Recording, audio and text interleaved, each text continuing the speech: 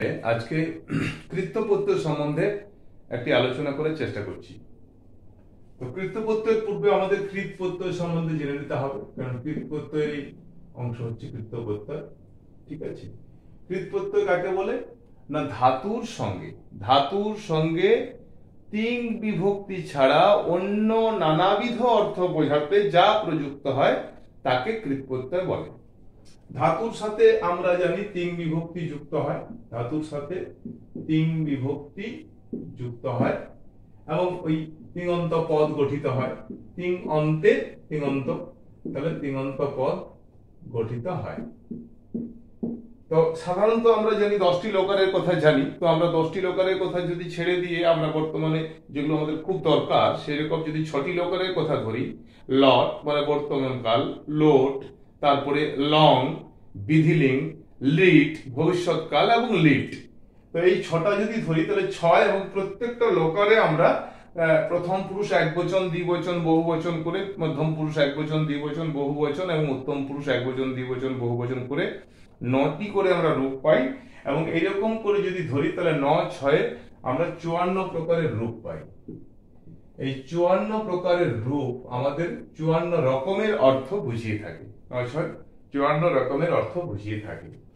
এই তিন বিভক্তি ছাড়া অন্য নানাবিধ অর্থ বোঝাতে, তিন বিভক্তি ছাড়া অন্য নানাবিধ অর্থ বোঝাতে যা প্রযুক্ত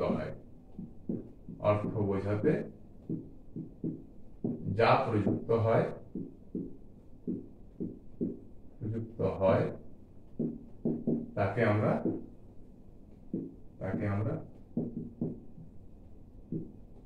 কৃত প্রত্যয় বলি। এই কৃত প্রত্যয় কি করে? কৃত প্রত্যয় সাধারণত লক্ষ্য করে দেখা যায় যে সমাপিকা এবং অসমাপিকা ক্রিয়াপদ গঠন করে।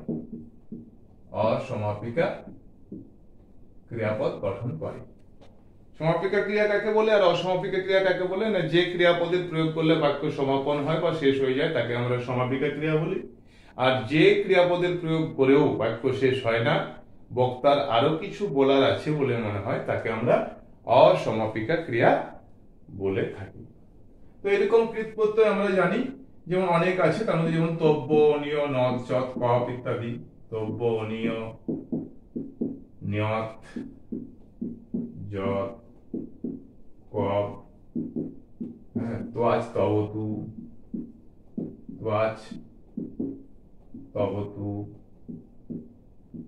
সত্রিশ, ত্বাচ, তবতু, লপ, সত্রি, সানজ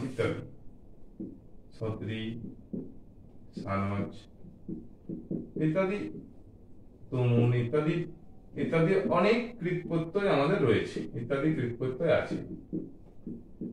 তার মধ্যে আজকে আলোচ্য বিষয় হলো কৃত্য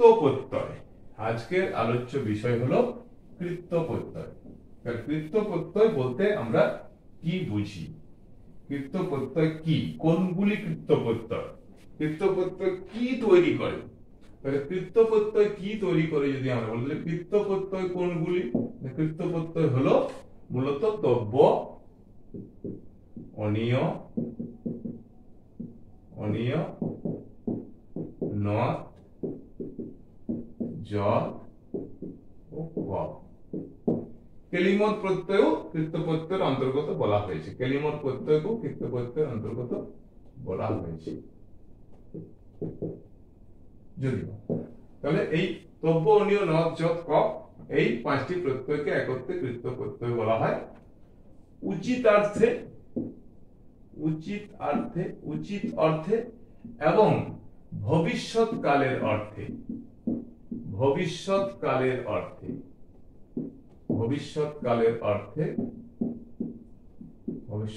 অর্থে এই প্রত্যয়গুলি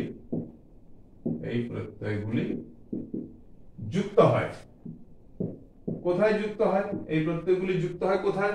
না, কর্মবাচ্যে ও ভাববাচ্যে যুক্ত হয়।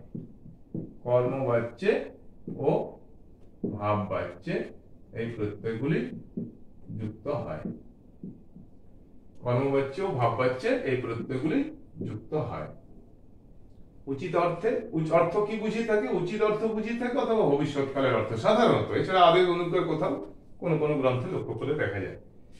তো এখন আর কি হয় না, এই উচিত অর্থে ভবিষ্যৎকালের অর্থে কর্মবাচ্যে এবং ভাববাচ্যে ব্যবহৃত হয় এবং এই প্রত্যয়ন্ত পদগুলি সাধারণত সমাপিকা ক্রিয়ার কাজ করে। সমাপিকা ক্রিয়া রূপে ব্যবহৃত হয়। খুব ভালো কথা। এবং এই যে উচিত অর্থ বলতে আমরা উচিত অর্থে বিধিলিঙ্গের প্রয়োগ দেখেছি, বিধিলিঙ্গ লকারের প্রয়োগ দেখেছি, আর ভবিষ্যৎকালের অর্থে আমরা লিটের প্রয়োগ দেখেছি। লিট, লয়রি টয় হাসন্ত। তাহলে এই বিধিলিঙ্গের প্রয়োগে যে অর্থ প্রকাশ পায়, লিটের প্রয়োগে যে অর্থ প্রকাশ পায়, সেই অর্থই প্রকাশ করে থাকে এই তব্য, অনীয়, নদ, যৎ, পদ। এবং ধাতুর সাথে এই প্রত্যয়গুলি যুক্ত হয় এবং প্রথমে রূপ গঠন করে। কিরকম ভাবে তাদের রূপগুলি গঠন হয় সেটি আমি সংক্ষেপে দেখাবার চেষ্টা করব। কোন প্রত্যয়ের কি অবশিষ্ট থাকে, কিভাবে যুক্ত হয় ইত্যাদি ইত্যাদি। তো যেমন তব্য প্রত্যয়, তব্য এবং অনীয় প্রত্যয়, তব্য ও অনীয়। তব্য এবং অনীয় প্রত্যয়ের অবশিষ্ট তব্য থাকে, অনীয় প্রত্যয়ের অবশিষ্ট অনীয় থাকে। যেমন কিরকম ভাবে, যেমন গম ধাতু যুক্ত তব্য প্রত্যয় করলে হয় কি গন্তব্য।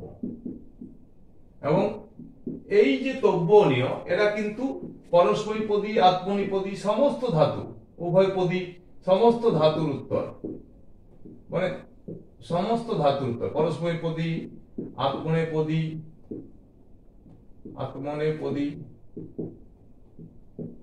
উভয়পদী, মানে যাদের পরস্মৈপদী এবং আত্মনেপদী উভয় রূপেই হয়, এই সমস্ত ধাতুর উত্তরই কিন্তু তব্য অনীয় প্রত্যয় যুক্ত হয়। তব্য প্রত্যয়ের তব্য অবশিষ্ট থাকে, গম যুক্ত তব্য গন্তব্য, আর অনীয় প্রত্যয়ের অনীয় অবশিষ্ট থাকে। যেমন গম ধাতু যুক্ত অনীয় সমান গমনীয়। এরকম অনেক আছে, যেমন ক্রিযুক্ত তব্য, ক্রি ধাতু যুক্ত তব্য সমান কর্তব্য, ক্রিযুক্ত অনিয়ম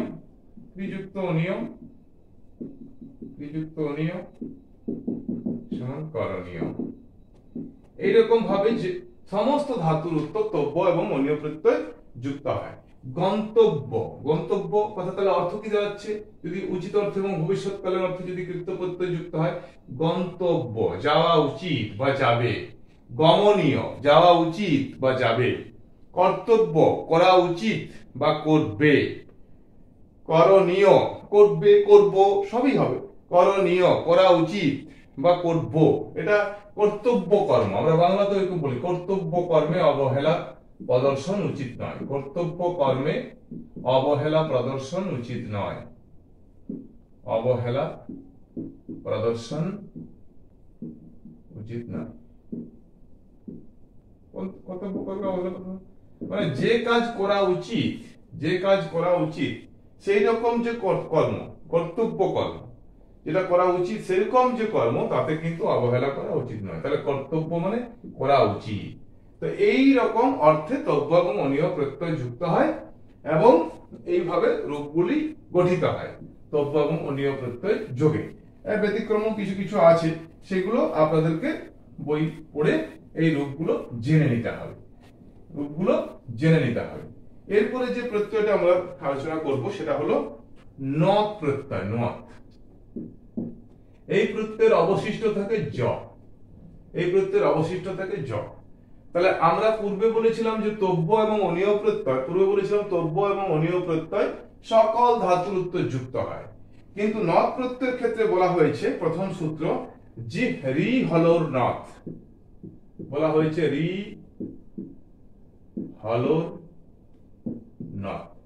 রি হলর নথ মানে রি এবং হল, হল মানে ব্যঞ্জন বর্ণ, তাহলে রিকারান্ত ও ব্যঞ্জনান্ত মানে ব্যঞ্জন বর্ণ অন্তে আছে, ব্যঞ্জনান্ত ধাতুর উত্তর, ধাতুর সঙ্গে, ধাতুর পরে বা ধাতুর উত্তর কি হয়? নথ প্রত্যয় হয়।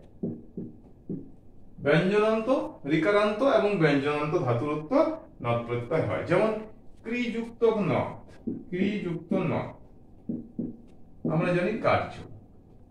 আমরা যদি একটু ভালো করে ভেঙে দেখি তাহলে কি দেখতে পাবো, যে ক্রিটাকে যদি ভেঙে দিই তাহলে কয় হসন্ত যুক্ত রি যুক্ত নথ প্রত্যয় জ থাকে। খুব ভালো কথা। এখন এই নথ প্রত্যয় জ থাকে, তাহলে মূর্ধন্য অনুবন্ধ বিশিষ্ট প্রত্যয় যেহেতু, তাহলে অচনীতি চ সূত্রানুসারে মূর্ধন্য অনুবন্ধ বিশিষ্ট প্রত্যয় যুক্ত হলে যে যার সাথে যুক্ত হবে তার আদিস্বরের বৃদ্ধি হবে। তাহলে আদিস্বরের বৃদ্ধি যদি হয় তাহলে ক, এর সঙ্গে আদি স্বরবর্ণ ছিল রি, রি এর বৃদ্ধি যদি হয় বৃদ্ধির আদই সূত্রানুসারে, তাহলে রি স্থানে হয়ে যাবে আর, রি স্থানে হয়ে গেল আর যুক্ত জ। তাহলে ক যুক্ত আর যুক্ত জ সমান কার্য। অনুরূপভাবে অনুরূপভাবে যেমন স্মার্য, স্মৃ যুক্ত নথ স্মার্য, কিন্তু হন যুক্ত নথ ব্যতিক্রম, হন যুক্ত নথ প্রত্যয় তখন হয়ে যায় ঘাত্য। এটা মনে রাখবেন, খুব ইম্পর্টেন্ট। হন যুক্ত নথ ঘাত্য। এরকম যেমন প্রপূর্বক জুজ যুক্ত নথ, প্রপূর্বক জুজ, প্রপূর্বক জুজ যুক্ত নথ হয়ে যায় প্রযোজ্য হয়, আবার প্রয়োগ্য হয়, অর্থ বিশেষে প্রযোজ্য হয়, প্রয়োগ্য হয়, দেখে নিতে হবে। তেমনি নিপূর্বক জুজ যুক্ত নথ নিয়োজ্য, নিয়োগ্য, অর্থ বিশেষে বজ যুক্ত নথ, বজ ধাতু যুক্ত নথ প্রত্যয়, বজ ধাতু যুক্ত নথ প্রত্যয় কি হবে? দুটোই হয়, বাক্যও হয় আবার বাচ্যও হয়। অর্থ বিশেষে বাক্য এবং বাচ্য দুটোই হয়, দুটোরই পৃথক পৃথক অর্থ রয়েছে। ভুজ যুক্ত নথ, ভুজ, ভুজ ধাতু যুক্ত নথ কি হবে? ভোজ্য হয়, ভোগ্যও হয়। এগুলো ভালো করে একটু দেখে নিতে হবে। তাহলে মূলত দেখা যাচ্ছে যে রি হলর নথ সূত্রানুসারে রিকারান্ত এবং ব্যঞ্জনান্ত ধাতুর উত্তরেই নথ প্রত্যয় হয়, রিকারান্ত এবং ব্যঞ্জনান্ত ধাতুর উত্তর নথ প্রত্যয় হয়। এরপরে আমরা দেখব যে যৎ প্রত্যয়, তব্য, অনিয়, নথ, যৎ এবং ক। যৎ প্রত্যয়, যৎ প্রত্যয়ের অবশিষ্ট থাকে কি? যৎ প্রত্যয় জ অবশিষ্ট থাকে, যৎ প্রত্যয় জ অবশিষ্ট থাকে। কি সূত্র বলেছে? অচ যৎ, এক নম্বরে হচ্ছে অচ,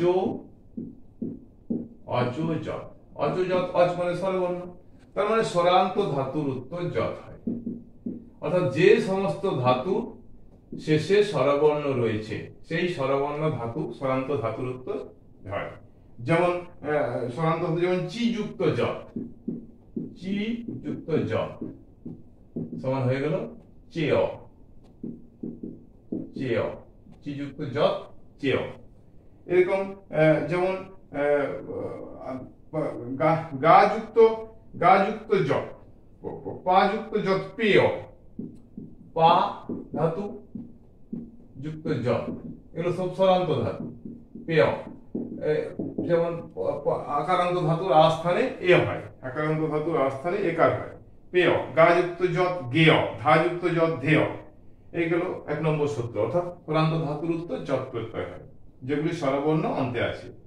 পরোদুপধাত, দু নম্বরে হচ্ছে পরোদুপধাত, উপধাত, উপধাত, উপধা, উপধা মানে শেষ বর্ণের পূর্ববর্তী বর্ণকে বলে উপধা। তার মানে প বর্গান্ত ধাতু, প বর্গান্ত ধাতু, প উপধায় আছে এরকম ধাতু উত্তর কি হয় না আপনার যৎ প্রত্যয় হয়। প বর্গান্ত ধাতু বলছি, প বর্গান্ত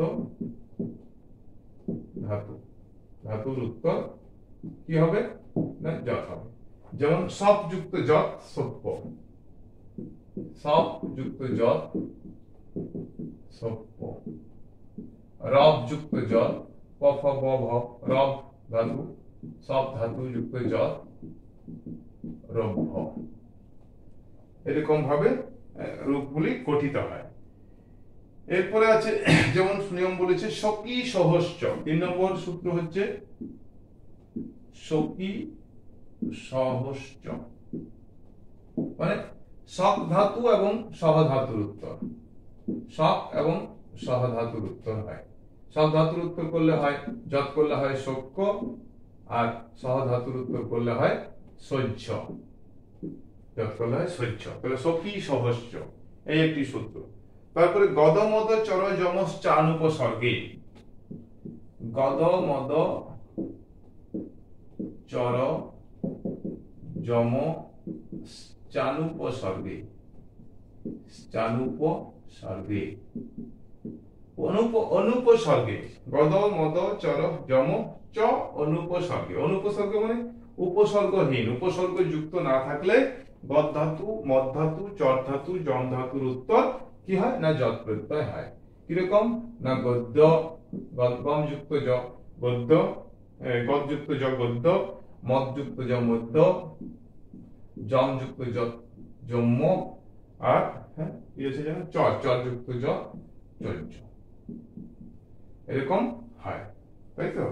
গদ মদ যম, গদ মদ চর যম চানুপসর্গে, উপসর্গহীন গদ ধাতু, মদ ধাতু, চর ধাতু এবং যম ধাতুর উত্তর কি হয় না যত প্রত্যয় হয়। আর এখানে উপসর্গহীন বলেছে, অনুপসর্গ উপসর্গহীন, কিন্তু উপসর্গ যদি যুক্ত থাকে, উপসর্গ যুক্ত থাকলে কিন্তু, উপসর্গ যুক্ত হলে তখন যত না হয়ে হয় উপসর্গ থাকলে, পূর্বে উপসর্গ থাকলে কি হয়, পূর্বে উপসর্গ থাকলে তখন কিন্তু যত না হয়ে নথ হয়, নথ হয়। যেমন যেমন নিপূর্বক গদ যুক্ত যত, নিপূর্বক গদ যুক্ত নথ করলে হয় নিগাদ্য।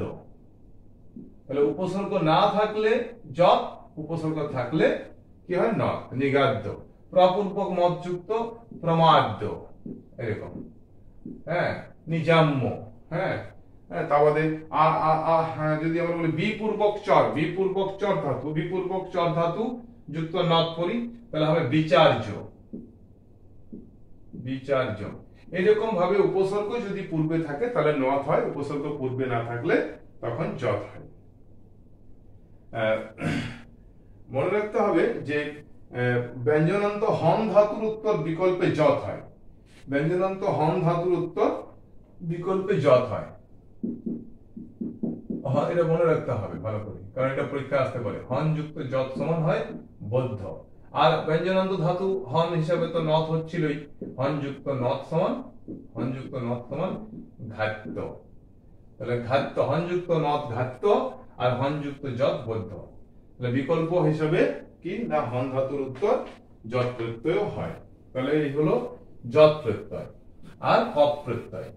এছাড়া আমি এই প্রত্যয় যোগে কিভাবে সেন্টেন্স গঠন হয় সেটি দেখাবো, তাহলে আপনাদের অনেকটা সুবিধা হবে বলে আমার মনে হয়।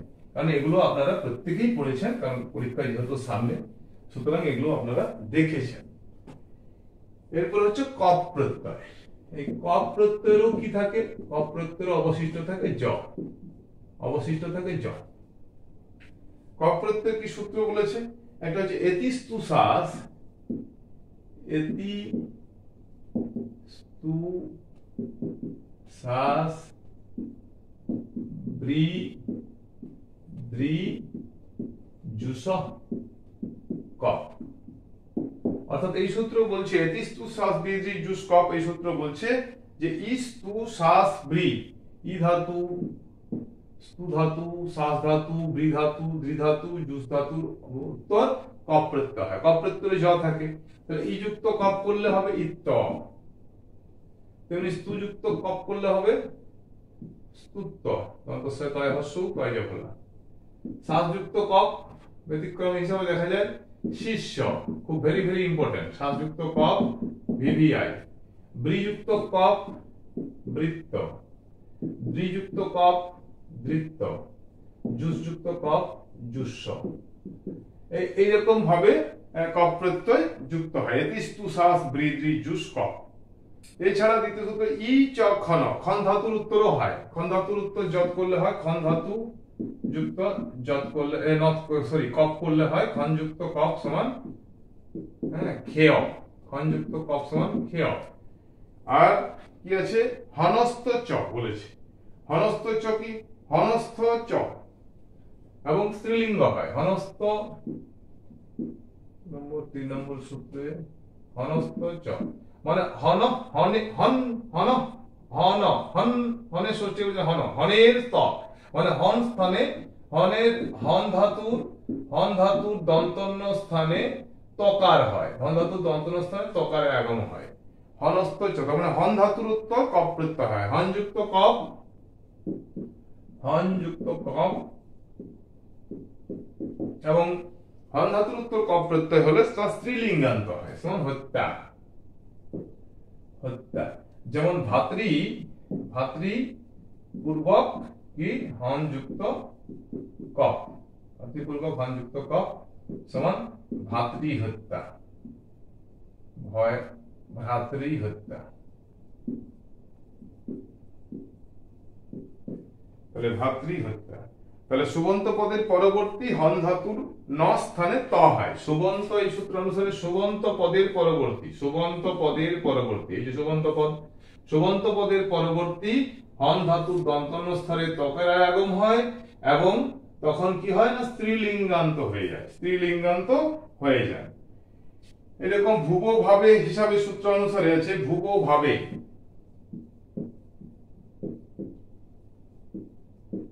এই সূত্র অনুসারে কি হয় না, যেমন পূর্ব সম্পদ থাকলে কি হবে না, যেমন ব্রাহ্মণ যুক্ত ভূ যুক্ত কপ সমান ব্রহ্ম ভুয়, ব্রাহ্মণ যুক্ত ভূ যুক্ত কপ সমান ব্রহ্ম ভুয়। এইগুলো দেখে নিতে হবে রূপগুলো, ঠিক আছে। আচ্ছা, তারপরে আরেকটা সূত্র আছে যেমন ঋধু পদাচ্চ, ঋধু পদাচ্চ। তাহলে হনস্ত চ, হন স্থানে তকারের আগম হয় এবং স্ত্রীলিঙ্গান্ত হয় পূর্বে সুবন্ত পদ থাকে, ঠিক আছে। ভুব ভাবে হলো।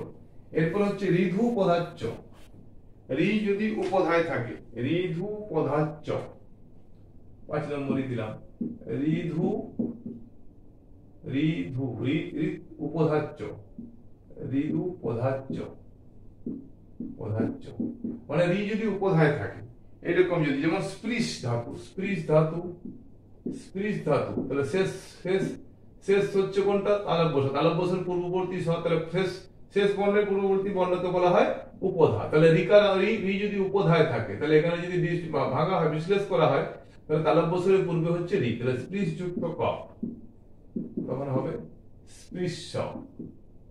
এইরকম যেমন কৃষ যুক্ত কপ, কৃষ যুক্ত কপ যেমন কৃষ। তো এরকম ভাবে আমরা লক্ষ্য করে দেখেছি ঋধু পদাচ্চ, রি উপধায় থাকলে হয়। আর বদ সুপি কপচ, বদ সুপি কপচ সূত্র, বদ সুপি কপচ। উপসর্গ ছাড়া উপপদ পূর্বে থাকলে কপ এবং যত হয়, এটা মাথায় রাখতে হবে।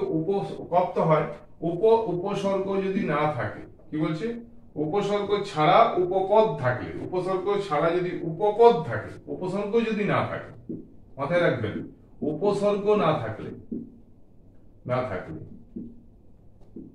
অত থাকবে না, উপপদ থাকবে, উপপদ যদি পূর্বে থাকে, উপসর্গ থাকবে না, উপপদ পূর্বে থাকলে, পূর্বে থাকলে কি হয়, উপপদ পূর্বে থাকলে কি হয় না কপ বা জব দুটো প্রত্যয় হয়। বদ ধাতুর উত্তর, বদ ধাতুর উত্তর কপও হয় এবং যতও হয়।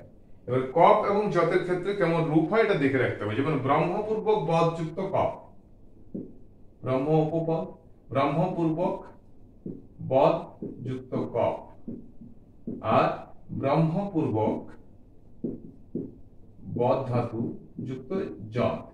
তাহলে ব্রহ্মপূর্বক বদযুক্ত যখন কফ হচ্ছে তখন হচ্ছে ব্রহ্মোদ্যম।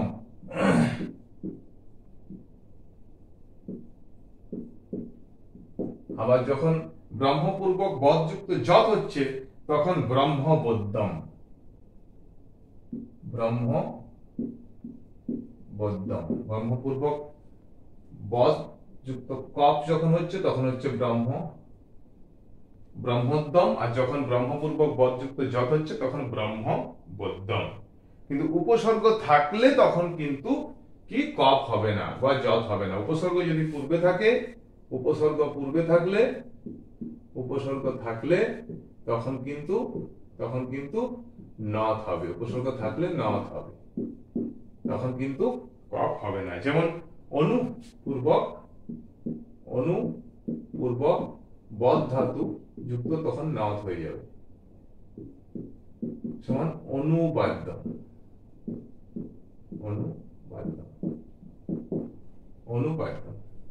তাহলে উপসর্গ না থাকলে, উপপদ থাকলে কফ এবং যত হয় বদ ধাতুর উত্তর, কিন্তু উপসর্গ পূর্বে থাকলে তখন নথ করতে হয়। এইভাবে কি হয় না, মূলত একটি প্রত্যয় যুক্ত হয়ে তার রূপ তৈরি হয়। এইবারে এই যে রূপগুলো হয়, এই রূপগুলোকে আমরা বাক্যে কেমন ভাবে ব্যবহার করব। আমরা প্রথমেই জানি যে বাক্যে কোন কোন বাক্যে ব্যবহৃত, কোন ধরনের বাচ্যে ব্যবহৃত হয়। কর্তৃবাচ্যে এগুলো ব্যবহৃত হয় না। কোন বাচ্যে হয়? মূলত বলেছি কর্মবাচ্যে এবং ভাববাচ্যে ব্যবহার হয়। আমি ছোট ছোট করে একটা করার চেষ্টা করি, ঠিক আছে? আচ্ছা, আরো বলে রাখি যে এই যে তব্য অনীয় নদ যত কফ, এই তব্য অনীয় নদ যত কফ, এই তব্য অনীয় নদ যত এবং কফ, এই প্রত্যয়ান্ত যে শব্দগুলি তার রূপ হয় পুংলিঙ্গে নর শব্দের মতো, স্ত্রীলিঙ্গে লতা শব্দের মতো এবং ক্লীবলিঙ্গে ফল শব্দের মতো। এই তব্যনীয় নজ্জত কফ, এই যে প্রত্যয়ান্ত যে শব্দগুলি হবে তাদের রূপ হয় পুংলিঙ্গে নর শব্দের মতো, স্ত্রীলিঙ্গে লতা শব্দের মতো এবং ক্লীবলিঙ্গে ফল শব্দের মতো। মূলত এগুলি কর্মবাচ্যে এবং ভাববাচ্যে ব্যবহৃত হয়। মূলত ভাববাচ্যে এবং কর্মবাচ্যে ব্যবহৃত হয়। তাহলে আমরা এই কর্মবাচ্যে কি আমরা জানি যে কর্তৃবাচ্য কর্মবাচ্য নিশ্চয়ই আমরা জানি যে কর্তৃবাচ্যে কর্তা প্রধান, কর্তা অনুসারে ক্রিয়াপদ হয়। কর্মবাচ্যে কর্মপ্রধান, কর্ম অনুসারে ক্রিয়াপদ হয়। তাহলে কর্মবাচ্যে এবং ভাববাচ্য তাই অনুরূপ, তাই তো? ভাববাচ্যে কর্ম থাকে না। তাহলে এই যে কর্মবাচ্য এবং ভাববাচ্যে যে এই প্রত্যয়ান্ত পদগুলি গঠন হয়, মানে প্রয়োগ হয়, কিভাবে হয় না, কর্মবাচ্যে এই পদগুলি কর্মানুসারে হয়, কর্ম অনুসারে, কর্মের লিঙ্গ বচনের প্রাপ্তি ঘটে। আর ভাববাচ্যে এই প্রত্যয়ান্ত পদগুলি কি হয়, নিত্য ক্লীবলিঙ্গের প্রথমা একবচনান্ত হয়। নিত্য ক্লীবলিঙ্গের প্রথমা একবচনান্ত হয়। আমি গঠন করার পূর্বেই বলে রাখলাম, নিত্য ক্লীবলিঙ্গের প্রথমা একবচনান্ত হয় ভাববাচ্যে, আর কর্মবাচ্যে কর্ম অনুসারে হয়। যেমন একটা কর্তৃবাচ্য আমি বলছি, যেমন স বিদ্যালয়ং গমিষ্যতি, আমি লিটের প্রয়োগ করছি। লিটের আমি বলেছিলাম যে লিট কর্তৃবাচ্য হলো যে স বিদ্যালয়ং গমিষ্যতি, সে বিদ্যালয়ে যাবে। গমিষ্যতি, সে বিদ্যালয়ে যাবে। এটা কিসের প্রয়োগ করলাম? লিট। তাহলে লিট থেকেও আমরা তব্যনীয় নজ্জতের কর্মবাচ্যে প্রয়োগ করতে পারি। তাহলে স বিদ্যালয়ং গমিষ্যতি, এটাকে যদি আমরা সাধারণত কর্মবাচ্য করি, মানে প্রত্যয় যোগ না করে যদি কর্মবাচ্য করি, তাহলে কর্মবাচ্য আমার কি হবে? স। তাহলে উক্ত কর্তার প্রথম আছে, এই কর্তা কি হবে? অনুক্ত হয়ে যাবে কর্মবাচ্যে। কর্মবাচ্য অনুক্ত হয়ে গেলে কর্তৃকরণের তৃতীয় সূত্র অনুসারে তৃতীয় বিভক্তি প্রাপ্ত হবে। তাহলে তৃতীয় বিভক্তি যদি প্রাপ্ত হয় তখন স হয়ে যাবে তেন। অনুক্ত কর্তা, কর্মে কি ছিল? কর্মে দ্বিতীয় বিভক্তি ছিল কর্তৃষ্টম কর্মসূত্র অনুসারে কর্মকারক, এবং কর্মণি দ্বিতীয় সূত্র অনুসারে এখানে দ্বিতীয় বিভক্তি ছিল। সেই কর্ম যখন প্রধান হয়ে যাবে তখন কি হয়ে যাবে না, কর্মে প্রথমা বিভক্তি হয়ে যাবে। তাহলে হয়ে গেল বিদ্যালয়। এবং সেই প্রথমা বিভক্তি কিসের, কোন সূত্র অনুসারে হলো না, প্রাতিপদিকার্থ লিঙ্গ পরিমাণ বচন মাত্রে প্রথমা, মানে যা উক্ত হয় তা কি হয়, প্রাতিপদিক অর্থ লিঙ্গ পরিমাণ বচন মাত্রের প্রথমা সূত্র অনুসারে এখানে প্রথমা বিভক্তি হলো। খুব ভালো কথা।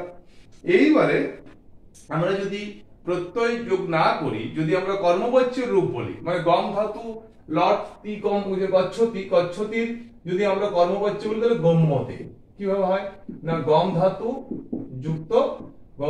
যুক্ত জগ লট তে, লট আত্মনিপদ হয়ে যায়, কর্মবাচ্য আত্মনিপদ হয়ে যায়, তাহলে তখন হয়ে যায় গম্যতে। কিন্তু যেহেতু এটা লিটের রূপ, সুতরাং তখন কি হয়ে যাবে না, লিটের রূপের প্রথমা একবচন করলে আমাদের হয় গংসতে,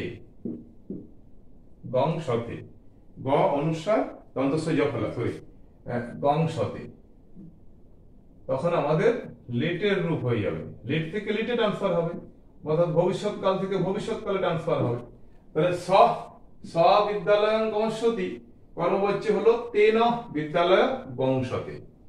এখন যদি আমরা এই রকম ক্রিয়াপদের অর্থাৎ কর্মবাচ্যের যে ক্রিয়াপদ তা যদি প্রয়োগ না করি, যদি আমরা কর্মবাচ্য তব্য অনিয়র প্রয়োগ করি, তাহলে কি হবে, তাহলে তখন হবে আমাদের কর্মবাচ্য যেহেতু প্রয়োগ হয় কর্মবাচ্য তব্য অনিয়, তাহলে তেন বিদ্যালয়, এবারে বিদ্যালয় অনুসারে ক্রিয়াপদটা হবে, তাহলে তেন বিদ্যালয় গম যুক্ত তব্য, গম ধাতু যুক্ত তব্য প্রত্যয় করলে গন্তব্য, তাহলে পুংলিঙ্গ একবচন, তাহলে এটিও হয়ে গেল আমাদের গন্তব্য, পুংলিঙ্গ একবচন গন্তব্য, ধরো শব্দের মতো পুংলিঙ্গে, অথবা গমনীয় বলতে পারি, গমনীয়। তাহলে আমরা এই রকম ভাবে বাক্য গঠন করতে পারি, গন্তব্য বা গমনীয়, বিদ্যালয়ং গচ্ছেৎ, যদি কর্তৃবাচ্য আমাদের এরকম হতো, মানে অর্থাৎ কর্তৃবাচ্য স বিদ্যালয়ং গচ্ছেৎ, গচ্ছেতাম গচ্ছেউ, স বিদ্যালয়ং গচ্ছেৎ, মানে আমরা বিধিলিঙ্গের প্রথম পুরুষ দিলাম, বিধিলিঙ্গের প্রথম পুরুষ, সপ্রথম পুরুষ একবচন, স অনুসারে ক্রিয়াপদ, তার বিদ্যালয়ে যাওয়া উচিত, তে বিদ্যালয়ে যাওয়া উচিত, এরকম অর্থ। তখন তার যখন কর্মবাচ্য করব তখন কি হবে, যখন তার কর্মবাচ্য করব তখন আমাদের কি হবে না, আমরা যদি সাধারণভাবে কর্মবাচ্যের এই ক্রিয়া রূপ নিয়ে করি তাহলে কি হবে, তেন বিদ্যালয়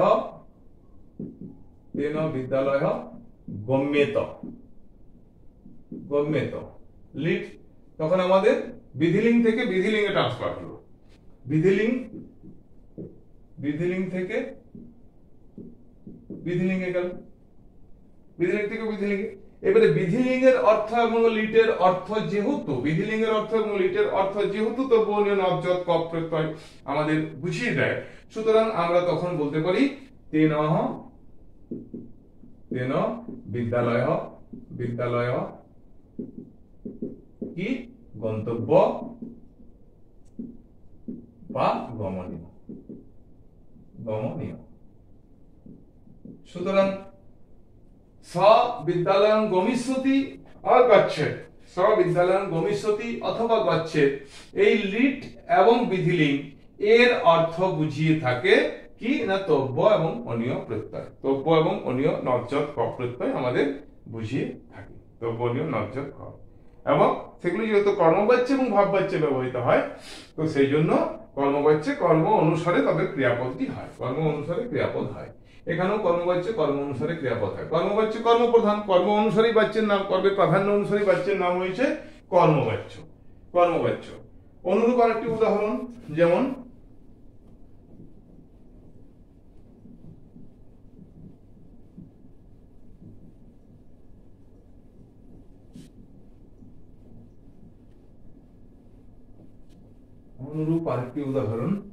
যে আমরা জল পান করব, জল পান করব, তাহলে আমরা যদি কর্তৃবাচ্য বলি তাহলে কি হবে, বয়ং জলং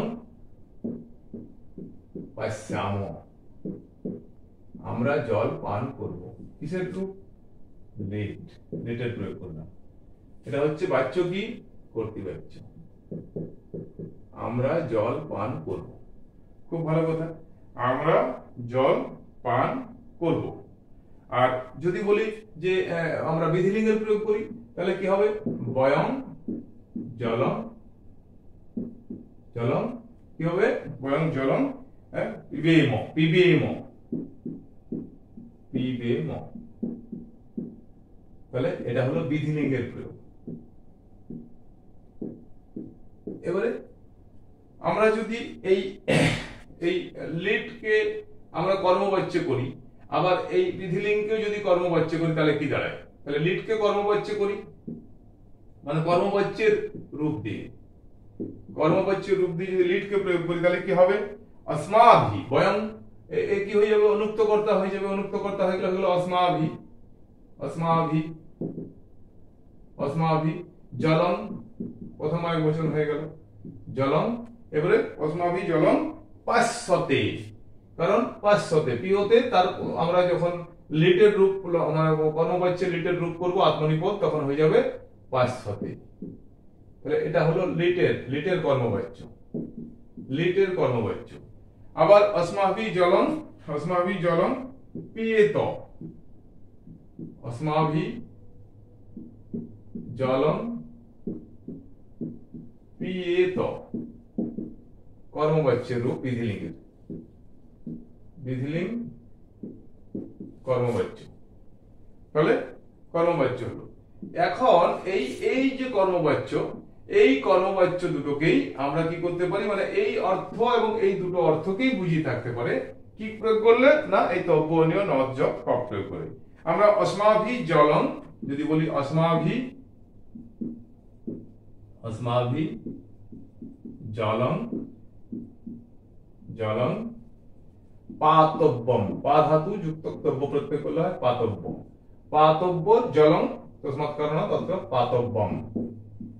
পানীয়ম পানীয়ম অবলিক পা যুক্ত যৎ করে আমরা বলতে পারি কি পেয়ম, পা যুক্ত যৎ প্রত্যয় করে পেয়ম। তাহলে আমরা যে কোনো প্রয়োগ করতে পারি। তাহলে আমাদের বয়ং জলম পাস্যামহ, আমরা জল পান করব, আমাদের জল পান করা উচিত, আমাদের দ্বারা জল পান করা হবে। আর এই যতগুলো বাক্য, এই যে প্রথমে জলম পাস্যাম বয়ং জলম পিবেম, বয়ং জলম পিবেমর সাথে এর অর্থ নেই। বয়ং জল পিবেম যে অর্থে ব্যবহৃত হচ্ছে এই অর্থের সঙ্গে এখানে अस्माभि জলম পিয়েত এই অর্থ সেম, আর अस्माभि জলম পাতব্যম পানীয়ম পেয়ম এই অর্থ সেম।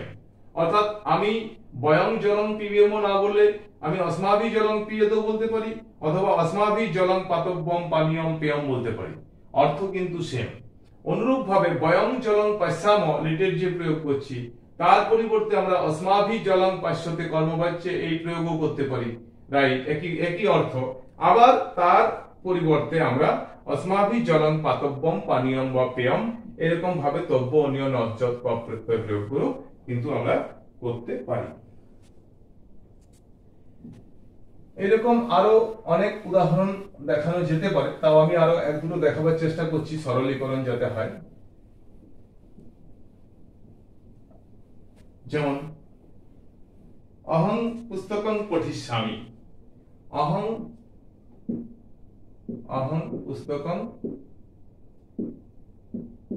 পঠিষ্যামি, আমি বই পড়ব, আমি বই পড়ব। তাহলে কি হবে? ময়া মম, আচ্ছা ওখানে যেমন বলছিলাম, আচ্ছা একে যখন আমরা কি করব, যখন আমরা কর্মবাচ্য করব, কর্মবাচ্য আমরা তখন করতে পারি যে ময়া ময়া পুস্তকং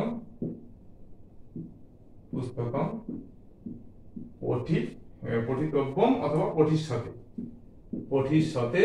পঠিষ্যতেটা হচ্ছে কর্মবাচ্যের রূপ অনুসারে, ঠিক আছে। আর পঠিতব্যম কর্ম অনুসারে তব্য প্রত্যয়, পঠিতব্যম অবলিক পঠনীয়ম বলতে পারি, পঠনীয়ম। এরপরে অনেক সময় এই যে অনুক্ত কর্তায় যে তৃতীয়া হয় এই কর্তায় অনেক সময় ষষ্ঠী হয়। কোন সূত্র অনুসারে? না কৃত্যানাং কর্তরি বা একটি সূত্র আছে, আমরা যেটা পূর্বের উদাহরণগুলোতে দেখানো হয়নি। কৃত্যানাং কর্তরি বা, কৃত্যানাং কর্তরি বা এই সূত্র অনুসারে বলছে যে বিকল্পে কর্তায় ষষ্ঠী বিভক্তি হয়। অর্থাৎ মম বা ময়া পুস্তকং পঠিষ্যতে পঠিতব্যম বা পঠনীয়ম। অহং পুস্তকং পঠিষ্যামি কর্তৃবাচ্য, এই কর্তৃবাচ্যের যে অর্থ, এই কর্তৃবাচ্যের যে অর্থ, আমরা যে কোনো একটা ক্রিয়াপদ প্রয়োগ করে এই কর্মবাচ্যেরও সেম অর্থ, অর্থাৎ এই কর্তৃবাচ্যকে কর্মবাচ্যে ট্রান্সফার করে আমরা বলতে পারি ময়া পুস্তকং পঠিষ্যতে, মম পুস্তকং পঠিষ্যতে, মম পুস্তকং পঠিতব্যম, ময়া পুস্তকং পঠিতব্যম, ময়া পুস্তকং পঠনীয়ম ইত্যাদি আমরা বলতে পারি। অর্থাৎ তব্যনীয় দিয়ে এরকম ভাবে আমরা বাক্য গঠন করতে পারি। অহং পুস্তকানি পঠিষ্যামি যদি বলি, অহং পুস্তকানি মানে বইগুলি, আমি বইটি পড়ছিলাম বললাম তখন, এখন বলছি আমি বইগুলি পড়ব। অহং পুস্তকানি পঠিষ্যামি যদি এই রকম বলি, মানে অনেকগুলি বই পড়ার কথা যদি বলি, তখন কি হবে না ময়া বা মম একই অর্থ হবে, মম বা ময়া পুস্তকানি, পুস্তকানি প্রথম এক বচন পুস্তকানি, এবারে হচ্ছিল কি না পঠিষ্যতে, তাহলে পুস্তকং পঠিষ্যতে, একটি পুস্তক পঠিষ্যতে, তাহলে পঠিষ্যতে পঠিষ্যতে পঠিষ্যন্তে, তখন হয়ে যাবে পঠিষ্যন্তে, অনেকগুলি পুস্তক কর্ম অনুসারে। তারপরে পঠিতব্যম, তাহলে পঠিতব্যম তার হবে না, তাহলে তখন পঠিতব্যম কর্ম অনুসারে হয়ে গেলে কি হয়ে যাবে পঠিতব্যানি, পঠিতব্যম পঠিতব্যে পঠিতব্যানি, তখন হয়ে যাবে রূপটা পঠিতব্যানি। আবার এখানে কি হয়ে যাবে পঠনীয়ানি কর্মানুসারে। এইভাবে আমরা কি করতে পারি না এই লিট এবং বিধিলিঙ্গের যে কর্তৃবাচ্য রূপ তাকে যেমন কর্মবাচ্য তো আমরা করতেই পারি, সে নিয়ে তো কোনো কথাই নেই। এছাড়াও আমরা এছাড়া আমরা তব্য অনীয় নথ যত কপ প্রত্যয় দিয়েও, তব্য অনীয় নথ যত এবং কপ প্রত্যয় দিয়েও আমরা কিন্তু সেই অর্থ প্রকাশ করতে পারি। আর ভাববাচ্যে তো বলেছিলাম যে ভাববাচ্যে কোনো অসুবিধা নেই, কারণ ভাববাচ্যের ক্ষেত্রে তো কর্ম থাকে না, সুতরাং নিত্য ক্লিবলিঙ্গের প্রথমার একবচনান্ত হয়। ক্রিয়াপদটি তব্য অনীয় নথ যত কপ প্রত্যয়ান্ত যে ক্রিয়াপদ তা নিত্য কি হয় না ক্লিবলিঙ্গের প্রথমার একবচনান্ত হয়। যেমন ময়া মম, ময়া বা ময়া স্থাতব্যম, মানে আমার থাকা হবে, আমার থাকবো মানে আমার থাকা হবে, আমার থাকা উচিত, এরকম অর্থ। ময়া গন্তব্যম, গমনীয়ম গন্তব্যম, ময়া স্থাতব্যম, ময়া গন্তব্যম, ময়া গমনীয়ম, এরকম, হ্যাঁ, ময়া গমনীয়ম ইত্যাদি ইত্যাদি। ময়া কিছুটা বললাম যে এতৎ কার্যম কর্মবাচ্য হয়েছে, এতৎ কার্যম করণীয়ম, এই কার্যটা করণীয়ম ময়া, তাহলে এখানে এতৎ কার্যম অনুসারে করণীয়ম, এতৎ কার্যম করণীয়ম, ময়া মম বা মম অবলিক ময়া, এটা কর্মবাচ্য, কার্যম এই কার্যটি, তাহলে করণীয়ম কর্ম অনুসারে হয়ে গেল। তো এরকম ভাবে ভাববাচ্যের ক্ষেত্রে কি হবে সবসময় নিত্য ক্লিবলিঙ্গের প্রথমার একবচনান্ত হবে। ময়া স্থাতব্যম, ময়া দ্রষ্টব্যম, মানে আমার কাছে আমার দেখা উচিত, মম বা ময়া দ্রষ্টব্যম, মানে সর্বদাই ক্লিবলিঙ্গের প্রথমা একবচনান্ত হবে।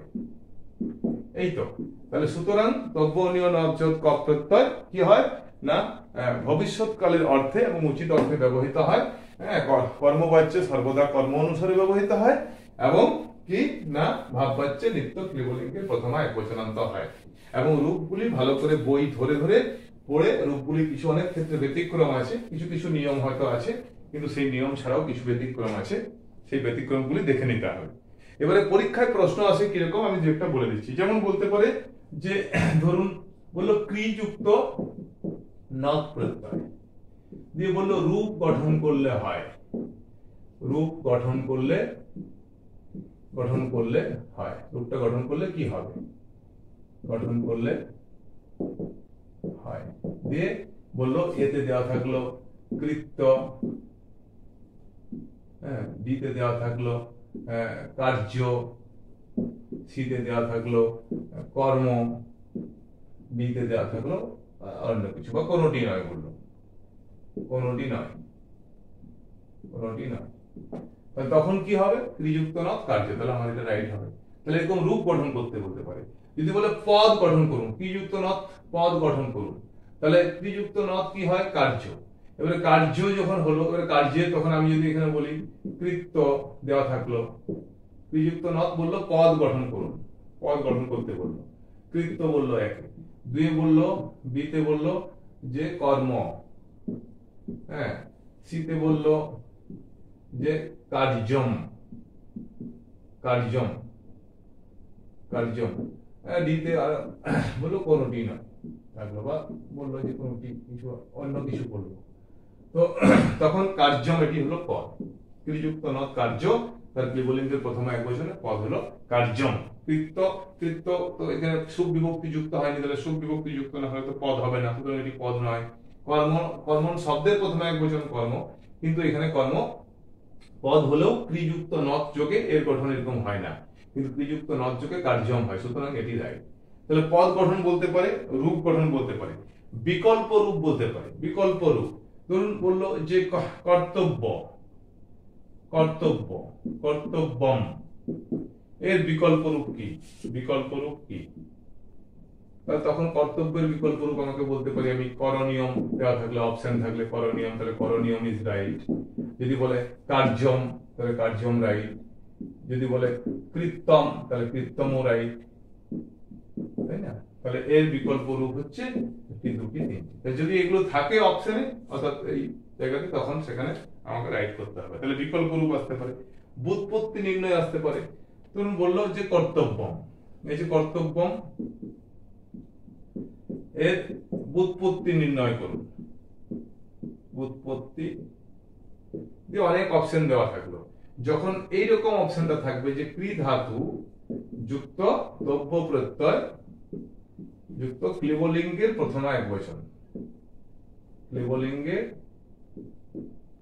প্রথমা একবচন, যদি আমি জেনে থাকি তাহলে আমি এটাকে রাইট করবো। তাহলে এরকম ব্যুৎপত্তি আসতে পারে। আর এরকম ধরে কোন বাক্য গঠন, শুদ্ধ বাক্য, ধরুন দ্রব্য প্রত্যয়ান্ত অনেকগুলি বাক্য মানে সমাপিকা ক্রিয়া গঠন করে, দ্রব্য প্রত্যয়ান্ত সমাপিকা ক্রিয়া দিয়ে বাক্য গঠন, চারটি বাক্য থাকলো, সেই বাক্যগুলির মধ্যে কোনটি শুদ্ধ বাক্য, কোনটি অশুদ্ধ বাক্য বলতে পারে। ঠিক আছে, যেমন ধরুন বালক, এই যে বললাম বিদ্যালয়, যে স বিদ্যালয় বালক, বললাম বালকঃ, বালকঃ পুস্তকানি, বা বললাম গ্রন্থ, গ্রন্থ, গ্রন্থ দুটি, বালক গ্রন্থ দুটি পড়বে, তাহলে পঠিতব্যম বললাম। দুয়ে বললাম এটা এ তে দিলাম, বি তে দিলাম এটা বালক, ক হবে না, বালক কেন হবে, কারণ কর্তায় তৃতীয়া হয়।